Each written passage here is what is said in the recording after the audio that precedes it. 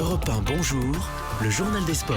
Samuel Etienne. 11 après le journal d'Hélène Zélani, on retrouve le journal des sports de Jérôme Lacroix. Ça va Jérôme? Ça va très bien et vous? Bonjour à tous. Très bien, merci. À la une ce matin, on rajoute des couverts. Allez, à la table des grands du foot mondial. 16 couverts, s'il vous plaît, de 32 à 48. Révolution attendue aujourd'hui sur le paysage du foot mondial. Ça va se passer à Zurich lors du conseil de la FIFA. Le patron de la Fédération internationale va soumettre au vote l'une de ses propositions phares, une Coupe du Monde à 48 nations engagées à l'horizon 2026. Ça fait du monde. 16 de plus donc aujourd'hui. Cyril de la Morinerie, est-ce que c'est vraiment une bonne idée? Qu'est-ce que ça cache surtout?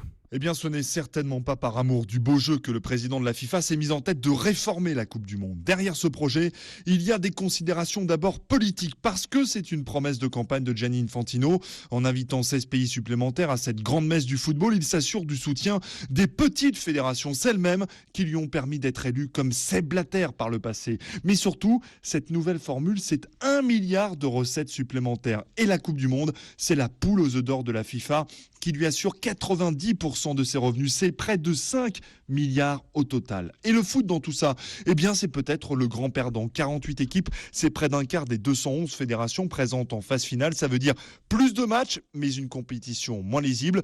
Évidemment, il pourrait y avoir des surprises, comme à l'Euro, mais l'histoire des Coupes du Monde s'est faite grâce aux grands affrontements.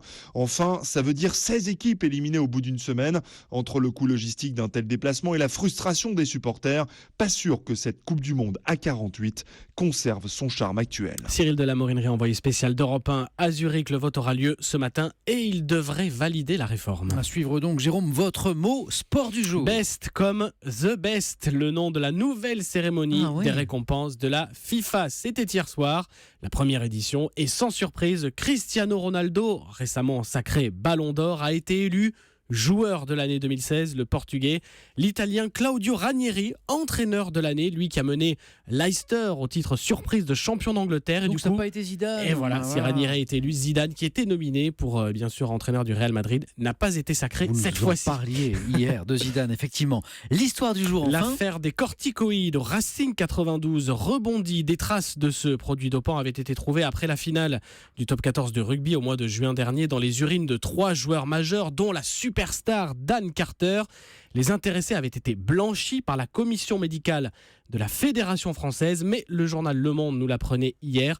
L'agence française de lutte contre le dopage ne l'entend pas de cette oreille. Elle a convoqué les 3 joueurs pour une très prochaine audition et va donc mener sa propre enquête. C'était le journal des sports de Jérôme Lacroix.